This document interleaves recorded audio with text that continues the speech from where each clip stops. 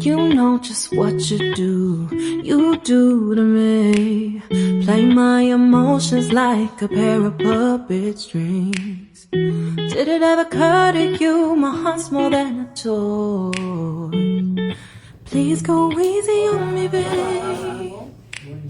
Send message after message, forward my call. Então, a gente está aqui para começar o nosso segundo encontro para falar sobre as emoções na infância. É o nosso episódio 2 da série Emoções.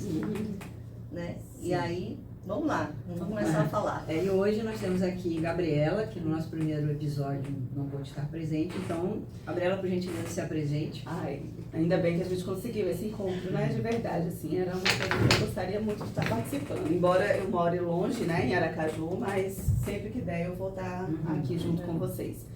Meu nome é Gabriela Moura, sou psicóloga clínica, né? Trabalho na abordagem da TCC e atualmente eu atendo adultos, jovens. Nesse momento eu não atendo criança porque como eu atendo online, né? Sim. E aí o formato online para criança tem uma série de desafios, né? Mas vamos falar um pouquinho, né? E aí? Vamos começar? Vamos começar.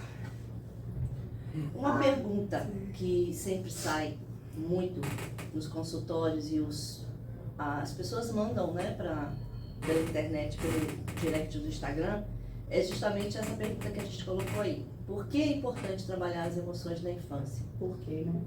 Por quê? E como, né? Porque a questão das emoções básicas na infância, que são aquelas que a gente já conhece, porque tem as derivadas, que é a tristeza, o medo, a alegria, o nojo que nos protege de comer comidas estragadas, né? Sim. Nos protege de comer coisas estragadas que vão fazer mal. Então, essas são as básicas, né? Quando a criança nasce, ela vai trazer a primeira, que é a alegria. Sim. Depois vem o choro, que é a tristeza. Com as limitações, né? Com as limitações, com as frustrações todas que vem com o decorrer do desenvolvimento. E aí vem o medo, que vai fazer com que ela tenha cuidado ao começar a andar, ao começar a subir nas coisas, porque também o medo vai ser introduzido, se vocês pararem para pensar, pelo social. É cultural, né? É cultural. As emoções, elas têm muito a ver com o ambiente cultural em que a pessoa vive. E pode mudar de ambiente para ambiente. Algumas básicas, né, como a tristeza e a alegria, mas, por exemplo, culpa, ela é muito mais característica de algumas É uma coisa mais específica, né? E de algumas culturas do que propriamente de outras culturas, né? Quanto mais religiosa a cultura, mais a criança... Alguns comportamentos te trazem essa culpa de uma forma muito mais forte, né? No nosso caso, para falar da infância, a gente precisa pensar na criança como uma folha em branco, que nasce e que ela vai começar a adquirir... A sua própria construção. A construção das emoções derivadas. Porque assim que ela nasce, ao sair do útero, ela chora. Sim. Ela chora do susto e do impacto de um ambiente ou outro, né? É dada aí a primeira emoção, a tristeza e a alegria em seguida, porque a criança... Poderia ser o medo aí também, nesse momento? O medo, né? O medo, porque assim, um novo ambiente. Porque o medo novo. me passa muito assim, algo assustador, né? É você sair de um espaço e passar para o outro e dizer assim, até você centralizar o que eu acho que poderia também é o medo. É o medo. E é o que a criança não sabe ainda é definir. Sim. O que é medo e o que é alegria, ela vai aprender isso conforme ela vai crescendo. Por isso que é importante, desde a infância, a gente permitir que essas emoções sejam trabalhadas. A importância de que a criança sinta e saiba sentir, e os pais deem espaço para essa criança sentir essas emoções é muito importante. Sim. Né? O choro, o que você está sentindo, o medo, a raiva, não reprimir. Sim. A alegria, a tristeza, porque só dando um nome é que a criança vai começar a entender o que ela está sentindo e se preparar para as outras emoções que vão vir juntas, né? Mas assim, não sei se a Gabi poderia também falar, enquanto adulto, que já tem a denominação dessas emoções, justamente trazer isso e sair moldando, não é nem moldando, trazendo suporte para as crianças.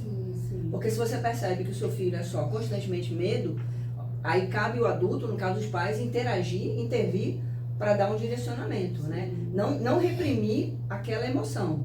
Porque senão, eu entendo dessa forma, né? Se você só enfatizar aquela situação, você não dá espaço para as outras emoções, elas são necessárias. Sim, né? é muito interessante, né? E aí quando a gente traz o papel também da família, aquele papel que da família que valida os sentimentos, né? A nomeação, porque, veja, a gente como adulto também, a gente vai pensar um pouco na nossa infância, a gente também não foi ensinado a falar sobre nossas emoções.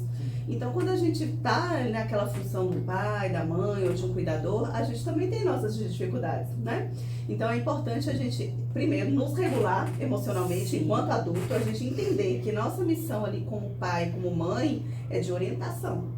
É suporte. É um suporte. Dá um suporte. Né? Então, assim, a criança vem no mundo, ela, como a Ellen disse, é uma folha em branco, né? E aí ela não sabe o que ela está sentindo. Então, se ela, por exemplo, ela faz uma birra, joga algo no chão, ela não sabe que ela está fazendo isso porque ela está com raiva.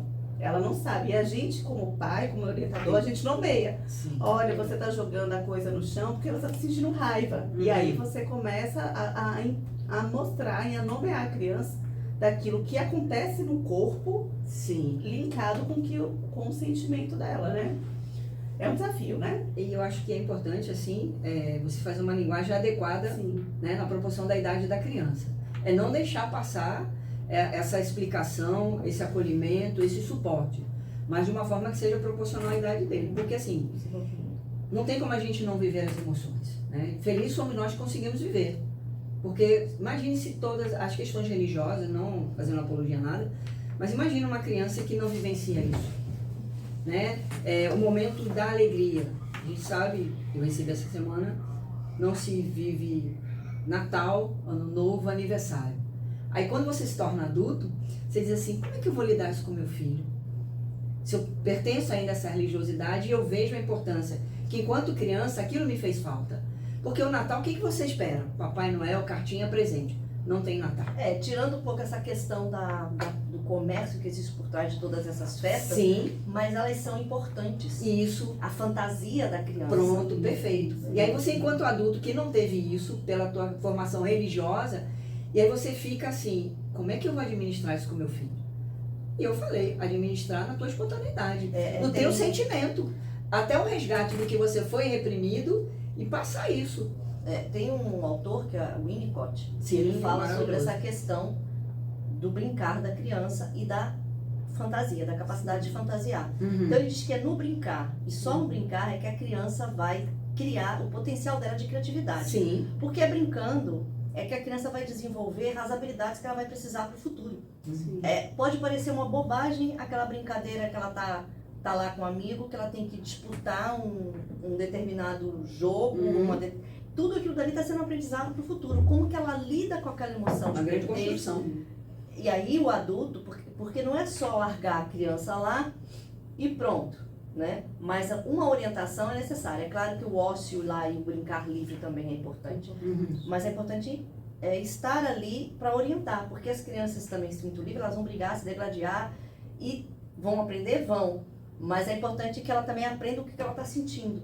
E tem alguém orientando ele. O adulto verbalizar na essência mesmo da situação. Eu estou com raiva, e por que você está com raiva? E todas essas questões que eu acho muito, muito legal, que é a dialética, né, que ela trabalha muito essa questão da pergunta e de colocar a criança para pensar. Não só a criança, mas o paciente, digamos assim, né? O porquê, o para quê daquilo. Então a dialética ela trabalha muito, já fala, né? Dialética é aquela conversa que são perguntas. Por que eu estou me sentindo assim? Por que eu preciso disso? Por que eu preciso me sentir dessa forma? Né? Por que eu faço dessa forma? Porque não tem como ficar sem respostas. Que quando você faz isso, voltando para você mesmo, a dialética, né, com si próprio, né? Uma das técnicas também para trabalhar a ansiedade é essa.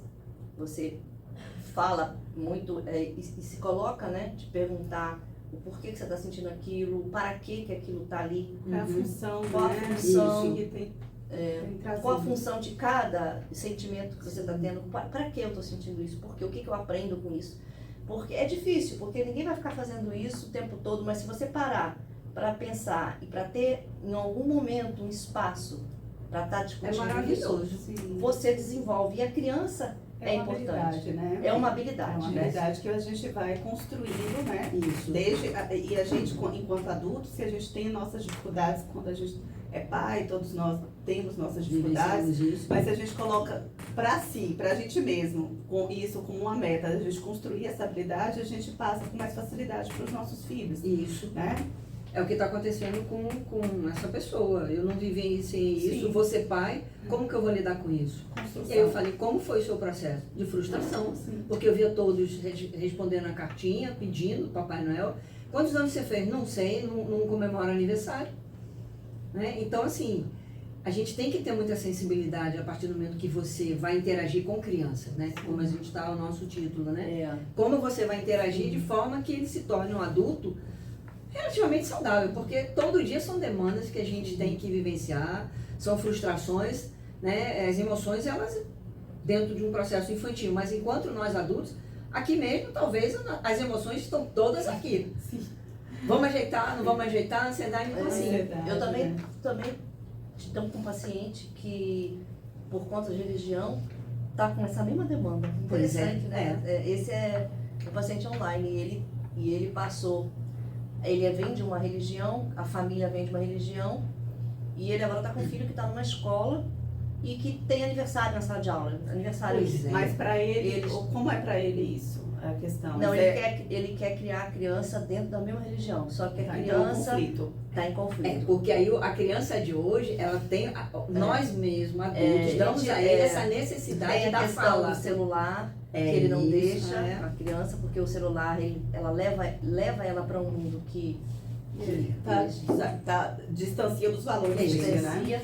E está muito complicado, porque ele busca terapia Tentar achar o meio termo, o equilíbrio na disso. tentativa de saber como lidar. E eu perguntei assim, como é que foi feito com você?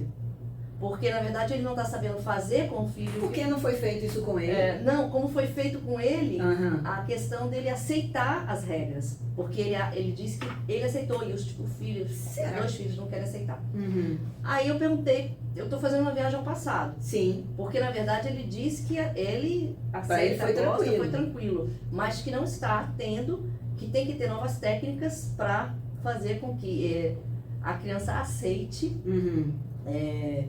Sem ele sair daquelas crenças que ele traz, que ele né? traz, né? E é complicado porque a criança está vivendo no mundo de hoje cercada, eu falei, a escola. A socialização da criança hoje, como que ela é? E ele colocou numa escola que se aproxima ou distancia dos valores dele?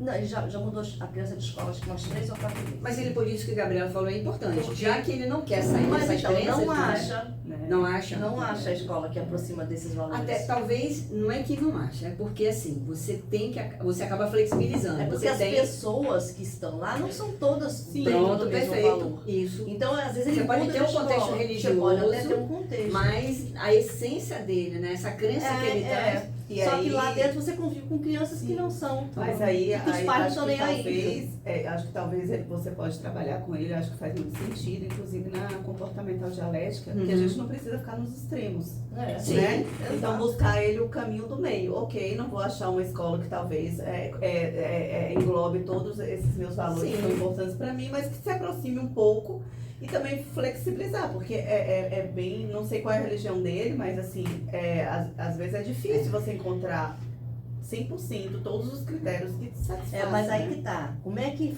Aí a gente volta pro nosso tema, emoções na infância. Como é que você está lidando com essas emoções? Eu acho que o primeiro é saber assim, como o adulto se encontra nas próprias emoções. Mas como é que ele está passando isso ou lidando com isso na questão da criança Eu acho que ele, emocional? inicialmente, ele tem que estar dentro de bem, Só né? que ele não está.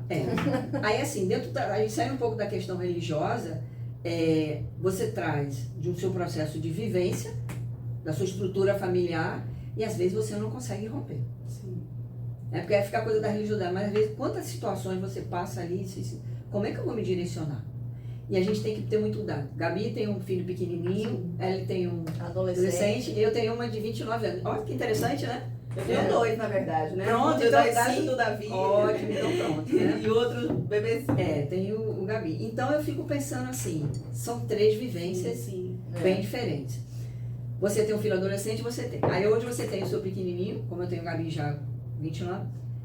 Como é que foi lidar para vocês duas as emoções daquele momento e hoje, pela nossa própria experiência profissional?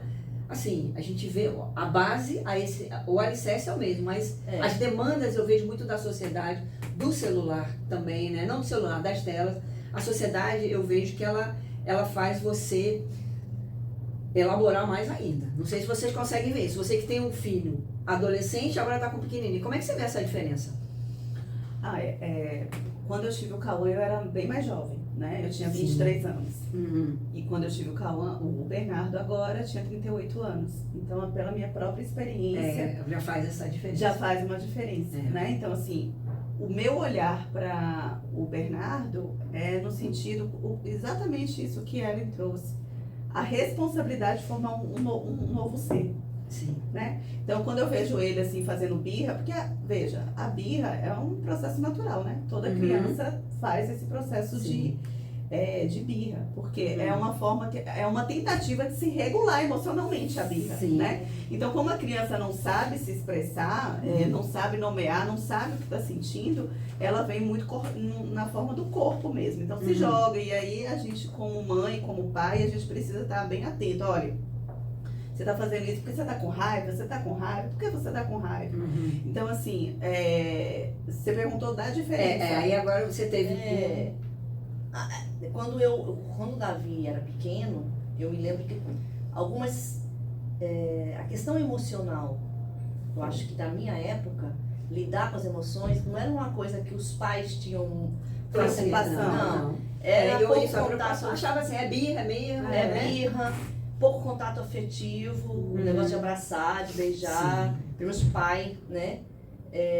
A mãe já era mais e tal. Mas sim, a questão do choro também, né? Eu tava nós falamos na próxima, na anterior, nós falamos, engule esse choro. Engule esse choro, se chorar, apanha mais. Coisas desse tipo, né? Meu irmão pequeno, o homem não chora, isso tudo são coisas que a gente cresceu ouvindo. E hoje a gente consegue flexibilizar bastante com as crianças. E não ir pro outro lado também, que é um outro perigo, né? É um outro perigo ir pro outro lado. Quando você fala de um lado, de uma parte mais de extremos? Mais de extremos, você viabiliza bastante. Você foi muito reprimida e você agora muito permissivo. Né? Esses dois extremos são perigosos. Então você está o tempo todo, você está tentando fazer uma mediação disso, né? Porque assim, errar a gente vai, não existe receita de bolo para criar filho, né? Sim. Então, fantasiar. Meu filho acreditava em Papai Noel até quando ele descobriu por si só. Quantos anos ele tinha? Papai Noel, eu acho que uns 7, 8. Gabi foi com 8. Isso 8 por aí, para essa idade, assim. Por essa idade, que ele começou a questionar. A coelhinho, primeiro que eu não tinha mais chaminé, chega como? Coelhinho, eu fazia. Aí a rena, a janela, ficava olhando pro céu. Cadê a rena? Não, e vai descer pela chaminé? O Davi disse que entrava pelo buraquinho da tela protetora da varanda. Oh, meu Deus! E depois, tipo, você fala da rede. Da rede, que tem rede protetora. Eu acho isso maravilhoso, essa e ele essa fantasia.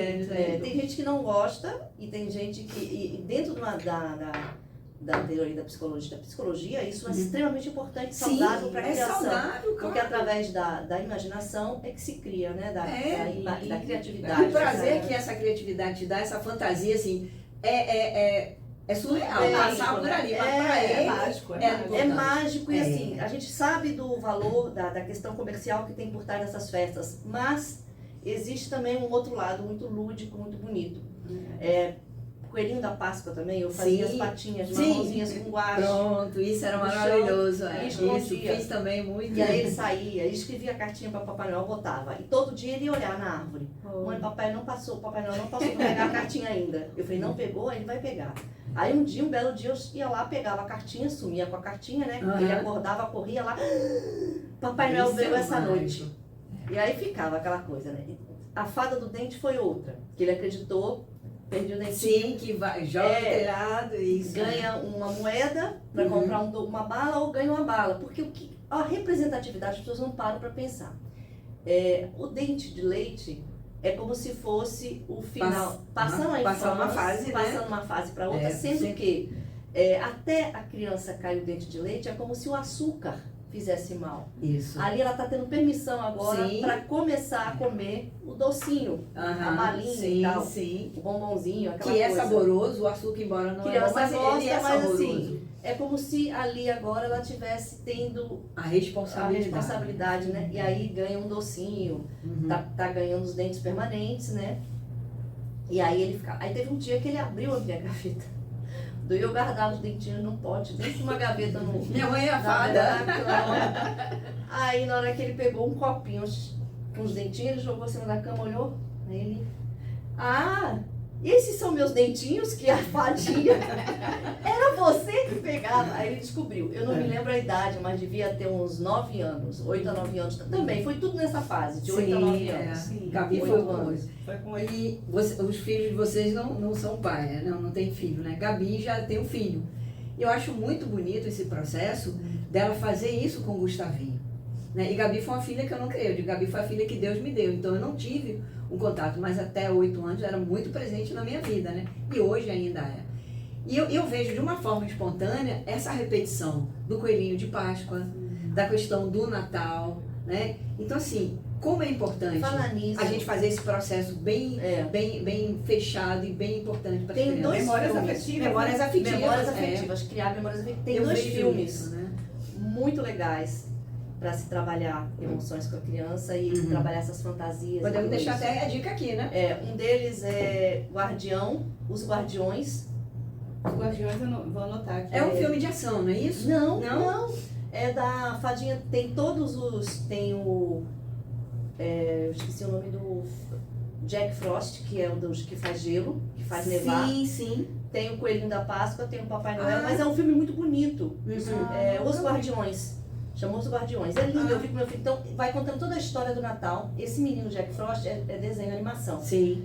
Começa ele caindo no nada, assim, como se fosse ele olhando a lua, ou estivesse caindo numa água. Só que depois, no filme, você vai saber a história dele.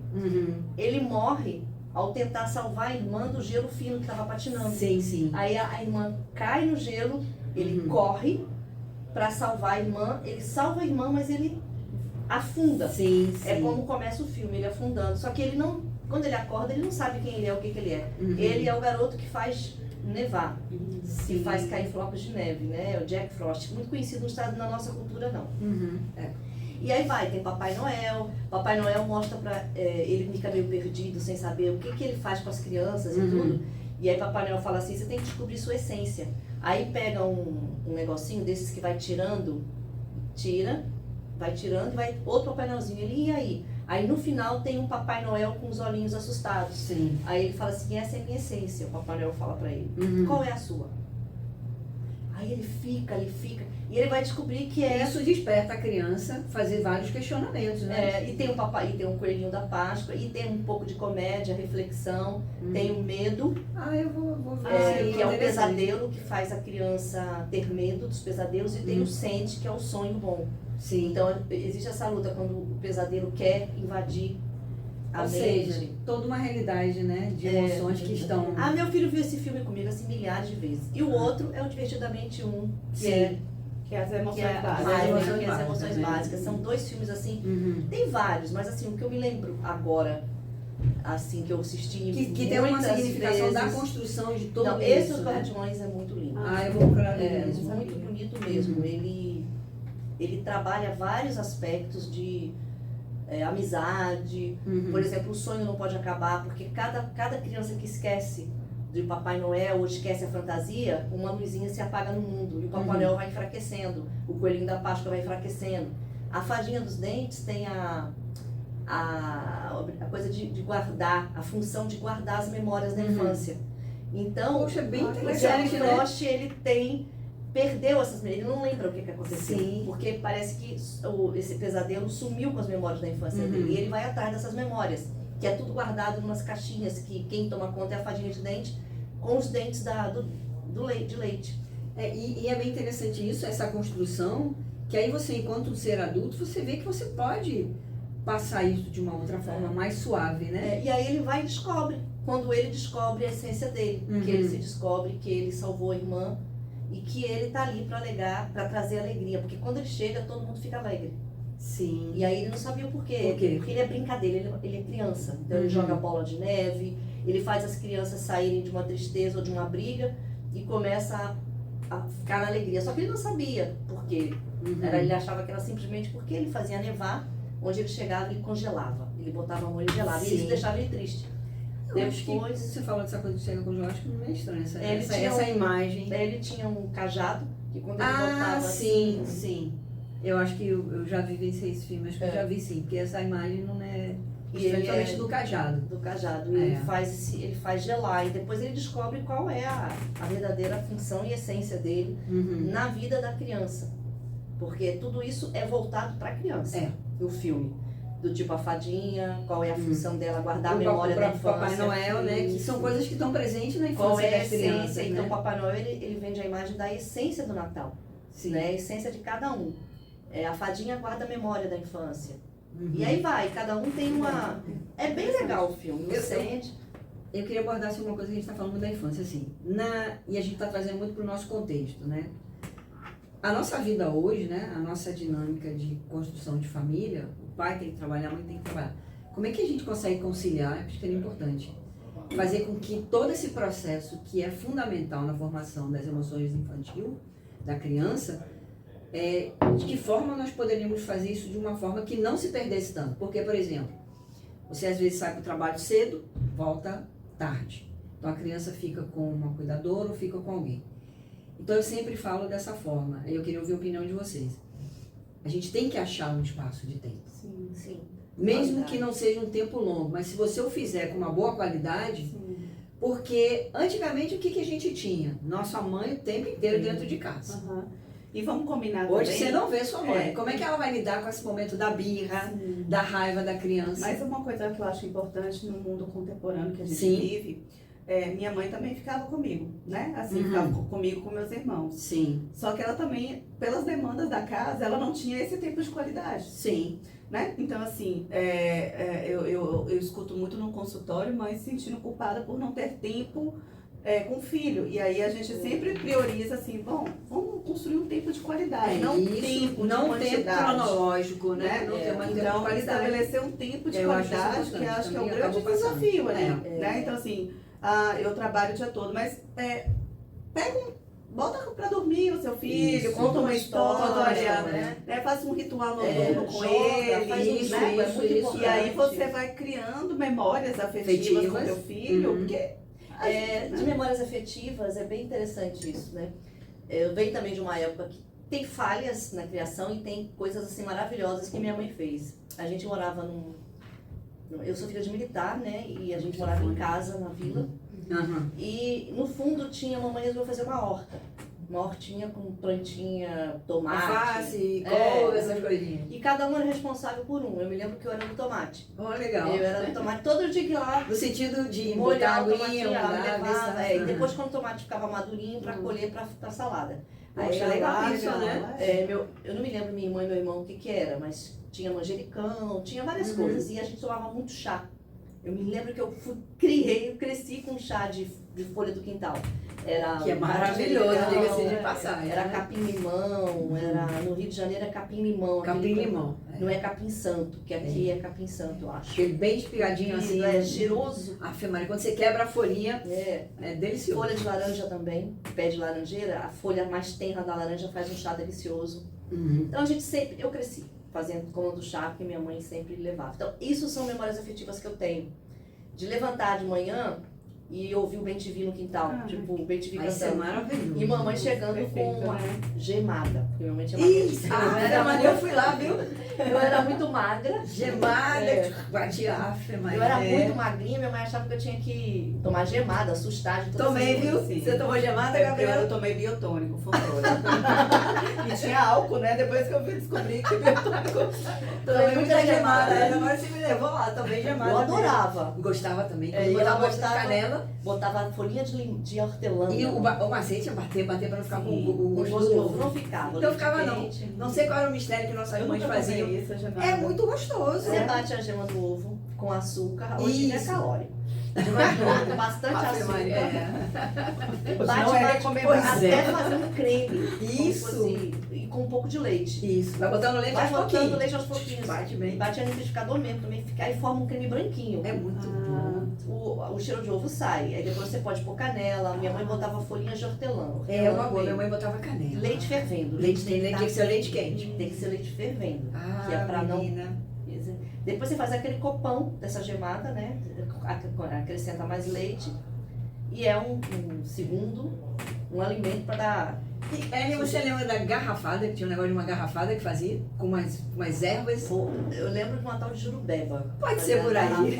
Como teu Biotônio Fontoura, eu lembro. Né? Então, eu tenho essas memórias. Isso é muito legal, legal, muito né? importante, né, na construção. À noite, minha mãe sentava na calçada, porque meu pai gostava de Jornal Nacional, ela chegava com nós três, levava nós três pra calçada da frente da casa. Calçada, né?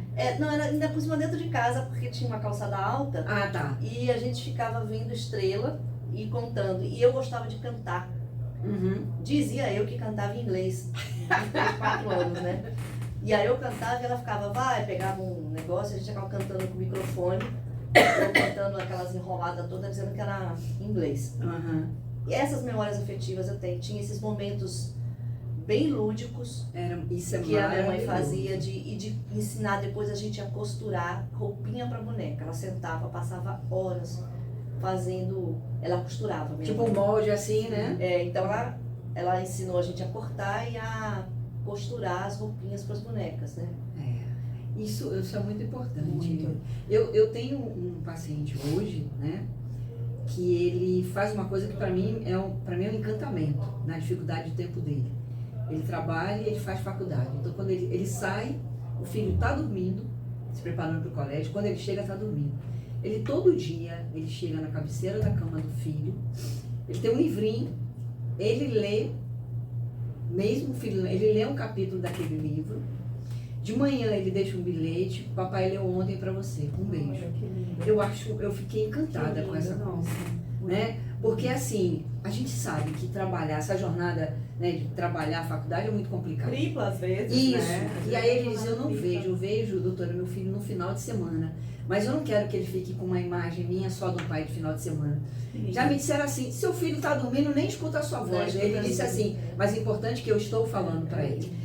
Aí ele lê e ainda deixa um bilhetinho. Papai teve aqui e leu esse capítulo. Na psicossomática. Poxa, isso é maravilhoso. Eu fico até arrepiada, porque a gente tem como fazer. E o pai fazendo, né? É isso. E a gente tem como, nesse tempo, você deixar isso registrado. E ele leva a chacota do tipo assim, seu filho não tá nem te ouvindo porque ele tá dormindo. Mas eu sei que eu tô lendo pra ele. Como os pais hoje, os pais que eu falo, o pai, né? O pai, como eles pai são figura mais masculina mesmo. Isso, como eles estão mais participativos na criação dos filhos, né? Eles estão se permitindo, porque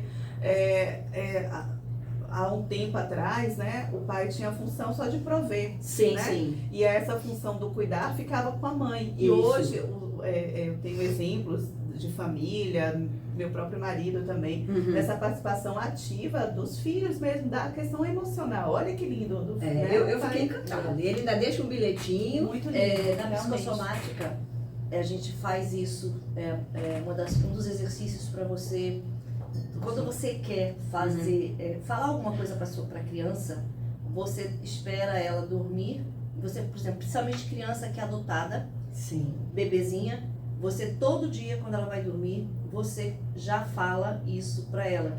Porque assim, o que a gente precisa é que a criança saiba que ela é adotada. Isso. Essa história de esconder da criança, isso não é nada positivo. Mentir para a criança, esconder da criança. A mentira nunca é. Agora, como contar? Na psicossomática ensina a fazer esse exercício. Sim. Todo dia você vai e conversa com a criança enquanto ela está dormindo. Isso vai fluir naturalmente na conversa conforme ela for crescendo. Porque aquilo fica no registro. Né? Você dizer coisas naquela primeira hora de sono até acho que nas primeiras 2 horas ou 3 horas de sono. Tem não rei, né? Tem aqueles estágios. Você ter... Que ela está em transição. Você falar tudo que você quer que a criança, tipo, você crianças muito agitadas, Sim. com TDAH. Outro exercício que os pais podem fazer ao dormir Uhum. é o contraponto, né? Sim. De que ele consegue, de que ele não é agitado, fazendo um contraponto Isso é para importante. ajudar no processo, porque Uhum. a gente sabe que hoje em dia o TDAH está em alta, né? Está em alta. Então é muita medicação. Só que nem todos são TDAH para medicação. Para medicação. É isso que Entendeu? a gente, numa próxima, nós poderíamos até abordar assim, Exato. como o uso da medicação nessa fase infantil, porque muitos pais Não tem paciência. não têm paciência e sempre dizem assim, mas é uma criança que tem que tomar remédio? Mas sabe que é um ponto que eu acho que é importante a gente trazer? A sociedade não está preparada para acolher criança. Sim. Né? Então, É. assim, a gente tem uma Criança tem que estar numa idealização, forma. Sim. né? Uma idealização. A criança que é muito movimentada, que é ativa, nossa, tem algum problema, É. né? Mas a gente tem que começar a desconstruir isso dentro da nossa própria família. E né? acolher e buscar a solução. Olha, uma Porque se criança dizer está com ativa, né? problema, Né? é isso. A criança é ativa, a criança é movimento. Acho Então, que criança que não faz, que fica parada, na minha concepção, é que está doente. tem alguma coisa, Tem alguma né? coisa, né? Só que a sociedade não está preparada Não. para isso. As escolas muito menos, É porque isso. ficam em cima da gente. Sim. A criança é isso. Tem uma escola aqui que é demérito e mérito o tempo todo. Então a criança não esqueceu uma coisa, a criança falou, a criança é o tempo todo. Então a criança chega no consultório, recebi mais um demérito. Eu acho isso péssimo. Enquanto que tem alguns que acham, ele tem que entrar nas regras da escola. Concordo. Acho que regras as pessoas mas precisam que ser, elas sejam mas flexibilizadas que sejam também, né? flexibilizadas, porque fica uma coisa extremamente... E até porque, assim, falando de emoções, tem um dia que você não tá bem, Exato. então vai te impor uma regra, Aí vai você ser muito vai para um complicado. demérito. Em outro momento você tá bom e você vai entender aquela regra, aquela regra, aquela Aí a emoção pessoa de uma vira e fala assim, mas essa pessoa é sempre assim. Pois Quer é. dizer, não tem paciência para E a gente tem que encontrar ter um esse outro cuidado lado. do que a fala que a gente deixa, que é o que a gente está falando das A consequências. gente está falando muito sobre essa questão, mas a resiliência também, né? Pronto. Que é uma outra questão que a gente trabalha com a criança, na questão emocional.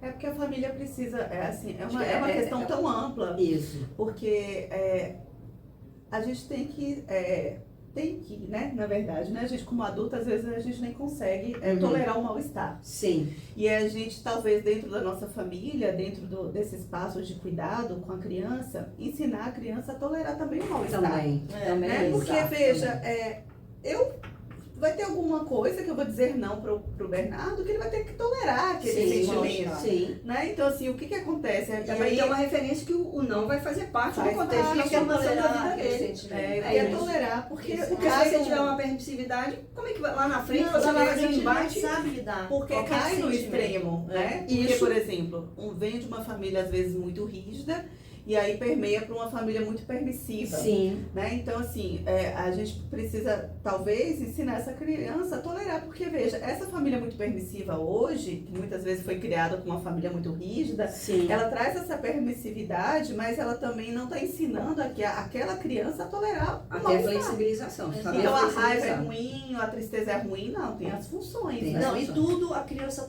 tudo para a criança passa a ser ruim. É. Sim. Então, aí quando fala por que é importante trabalhar a emoção na infância, é justamente para que a gente forme um adulto mais equilibrado. Mais equilibrado, mais saudável. Mais saudável. Sabendo lidar que ele vai Sabendo passar por lidar, raiva, sim. que ele vai passar por todas essas emoções, porque não tem Na como você adolescência, botar uma forma para a criança. Não Pra tem que, como porque dar esse chega na alicerce, adolescência, quando chega na adolescência que a gente começa a ver os problemas que ficaram Sim. lá. Sim. Naquele Que período não da foram infância trabalhados, que não foram. né? Porque as fases existem para serem vividas e passadas para a próxima. O que a gente vê são lacunas, né? Quando fica A gente débitos, que trabalha com adulto, aí a gente Você vê entende isso, A né? gente mesmo, A né? gente Tem é isso. nossas lacunas. todo mundo né? tem, Dívidas, né? Não tem como. Só Eu que- falei das fotos, né? Ele até falou foto, porque a questão da foto é mais representatividade lá atrás. A gente traz nossas crenças, a gente traz nossos traumas. Tem como não ter. Isso. Tem como a gente trabalhar, mas não tem como não ter. Né? Mas emoção inteligência emocional é uma forma de trabalhar essas emoções. Sim. Então, trabalhar a inteligência emocional desde a criança nasce é importante. É. Até porque, né, vamos lembrar que o cérebro da criança tem esse livro, que já é muito interessante. O cérebro da criança, ela não está formada. Não formação, né? O sistema límbico dela não está formado, o córtex pré-frontal também não. Então, assim, como que a gente pode, enquanto adulto, exigir que a criança tenha uma resposta de maturidade emocional, sendo que ela, fisiologicamente, ela realmente não está preparada para isso, o lóbulo pré-frontal só vai se formar lá com 21 anos. Então, nem na adolescência. E hoje a gente tem a neurociência que traz esse esclarecimento, né? E isso é muito importante. Às vezes eu vi assim, de escola, né, que é com criança de 6 anos, 7 anos, falando comigo assim, ele não reflete. Ele faz, ele bateu, aconteceu alguma coisa, mas ele é incapaz de refletir. Eu falei, mas ele tem 7 anos. Entendeu? Ele vai refletir sim, mas são coisas mais simples. Não, são questões mais abstratas, né? não abstratas. São questões, ele não está na fase. Questões neurológicas que faz com que a criança não desenvolva alguma atividade, não, é porque ele bate, porque ele faz isso. É porque os pais, a família e a sociedade como si, ela acha que a criança está fazendo birra de propósito, porque ela quer não, porque é uma forma dela de autorregular. Ganhar o espaço dela. Ganhar o espaço dela de se expressar. Então é importante. Tem o momento da birra também. Tem. Mas não é de propósito. Não pode generalizar. Porque a sociedade costuma falar assim. As pessoas costumam falar assim, tá, mas nem toda criança morde, nem toda criança... Eu falei, sim, cada criança é uma criança. Somos tem aquela que morde, né? Sim, tem aquelas pra que se expressar, tem aquelas que não se precisam morder pra se expressar, mas fazem outra coisa pra se Tem aquelas que ficam mais introspectivas porque não conseguem se expressar. Tem aquelas que já desde pequenininha... Minha sobrinha, eu ficava boba de ver. Ela falava perfeitamente com 1 ano. 1 ano e meio. E pronunciava as palavras. Meu filho foi falando cebolinha até 4 anos. Igual cebolinha. Aí ela fala assim, tem que ir pra fundo. Não, tem que ir pra fundo. Tem que ir pra fundo. E aí, essa minha sobrinha, a Mariana, ela com 1 ano e meio, ela pronunciava as palavras com perfeição e conversava. Assim, aí ela falava assim, o irmão dela fazia capoeira na escola, ela dizia assim, tia, capoeira. Aí ela levantava a perninha assim pra fazer o movimento. Ela conseguia se expressar. Era uma criança que conseguia se expressar de uma forma que outro não. Meu filho, por exemplo, tascou-lhe uma mordida no irmão dela. Estavam todos em casa, eles são assim, 2 anos de diferença de um pra cada. Meu filho tem hoje 16, ela fez 18 e o irmão vai fazer 20. Mas quando tinha 1 ano e pouco, tava todo mundo na casa da minha mãe, né, na avó. E aí o Davi queria ficar só com a Mariana, que ela tinha 3 anos e pouco na época, e o outro tinha 5 anos e alguma coisa. Ele não pensou 2 vezes. Ele quero meu espaço. Ele não conseguia se expressar através da fala. Mas eu quero meu espaço. Como ela falava perfeito. Ele não, Davi falava tudo errado e as pessoas não entendiam. Ele ficava nervoso e ele da mordida. E é uma coisa importante que você está falando, porque, por exemplo, a expressão da raiva, cada criança vai expressar de uma maneira. Umas vão se jogar também, no chão, outras vão aí a gente né? Aí ele começou a chorar, o garoto, né? Eu falei, filho, por que você mordeu no primo? Eu falei, eu já sei, você quer ficar sozinho com a Mariana. E ele puxava a Mariana, ele queria ficar com a Mariana. Ele não sabia expressar. Não sabia expressar, entendeu? E aí assim, eu quero o meu espaço. E ele tava em cima, de alguma forma ali, com o ciúme da irmã também. Uma coisa que eu acho importante assim também, a gente como... já nós estamos finalizando, né? 11h04. É o nosso tempo. Eu sugiro que o próximo a gente reserve um horário maior, até porque, porque como o Gabi tá vindo de Aracaju, que a gente possa mesmo, depois a gente vê isso. Porque o papo fica tão gostoso, fica flui, né? Mas tem como estender o horário? Na próxima? Na próxima a gente vai ver. A gente vê isso depois, né? Aí não sei se a gente já faz o fechamento, o que a gente faz. Né? Botar ele ficar, né? Bom, como a gente falou da Gabi infância... tava começando a falar e eu disse... mas assim, o que eu acho que o meu fechamento eu acho importante, né? A gente como pais, como educadores, como, né, enfim, ali que tá ali na função de cuidar da criança, da gente estar atento a todas as manifestações emocionais da criança, né? Não só na explosão de raiva, porque às vezes a gente precisa também só sinaliza a coisa da raiva, né? Então, da alegria, a gente reforçar também, porque fica muita evidência a raiva. A raiva, ela vem da crítica do outro. Por que A vergonha, acontece? né? Às É vezes o vergonha. pai tem a vergonha. E o que a gente acaba ouvindo muito? Não deram educação para Exato. seu filho. Exato. Criança mal isso. educada, criança que morde. Oxi, É. será que tem agressividade? E às vezes a gente como pai, né, a gente, é uma dica aí, a gente também tá atento às manifestações emocionais, não só da raiva, né, mas as outras, as outras emoções, para não reforçar O medo apenas isso, né? Então, medo assim, do escuro. Medo do escuro. Gente, E o papo é tão acho que agradável. não, mas pra gente. é um leque, assim, bem... Mas, assim, eu acho que essa frase, né, essa pergunta, na verdade, Sim. né, porque é importante trabalhar as emoções na infância, eu acho que, em suma, pra gente construir adultos mais saudáveis, né, porque quando nasce uma criança, é de toda uma comunidade, né? Sim. De pensar sobre isso, Exato, né? de toda uma sociedade. Né? A criança vai para a sociedade. Bom, eu fecho assim, Eu primeiro, também, ok. agradecendo esse momento, esse Adorei. encontro, né? Eu tenho que marcar não. E o que eu percebo é assim, Exato. a coisa flui de uma forma. Tem esse livro da Emoções, tem esse livro aqui que eu também queria falar, que é Soft Skills, que é de um grupo de profissionais lá de São Paulo, e ele é muito interessante, coloca ali, né? entendeu? Ele é muito interessante. Esse é o Como cérebro da aqui. criança também. Sim. Uhum. É muito interessante, ele é bem didático, fácil de ler. Tá? Que é o que a gente precisa hoje, né? Entendeu? E Isso assim, aí. hoje está sendo muito importante, a Gabi está aqui, que venha para as próximas, que a gente consiga conciliar. Ellen também, mais uma vez, e assim, que seja o segundo de muitos. E esse tema